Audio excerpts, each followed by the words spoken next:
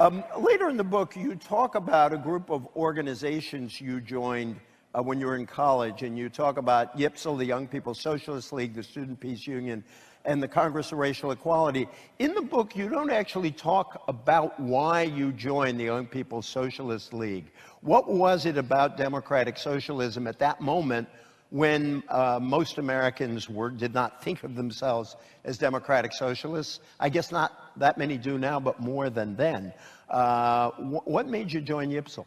Well, you know, you're asking a very profound question of which I can't answer. That is, you're really asking, how do we turn out the way we turn out, and why do we become the people we become?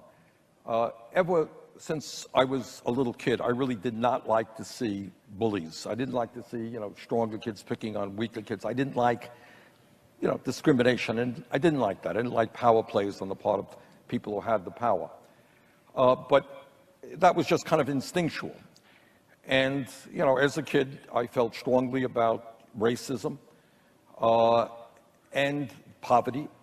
And when I went to the University of Chicago, I was not a good student, but what I did do was spend an enormous amount of time down in what they call the stacks of the library. It was a very good library, and I would bury myself in there, reading everything that I could read about history and politics and sociology and economics and psychology. I did a whole lot of reading. I was not a good student, let's say that.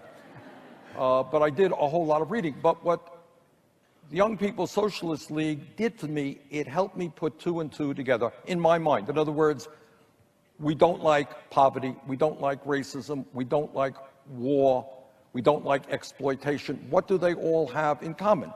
And people say, well, you know, I'm against poverty, but why, for example, at a time when we are the wealthiest country in the history of the world, why do we have 43 million people living in poverty? Why do we have such an unfair distribution of wealth and income? What does wealth and power mean?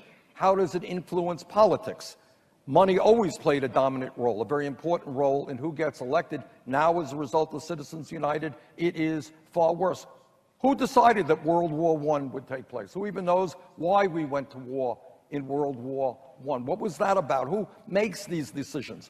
So what my studies tried to do is put two and two and two together.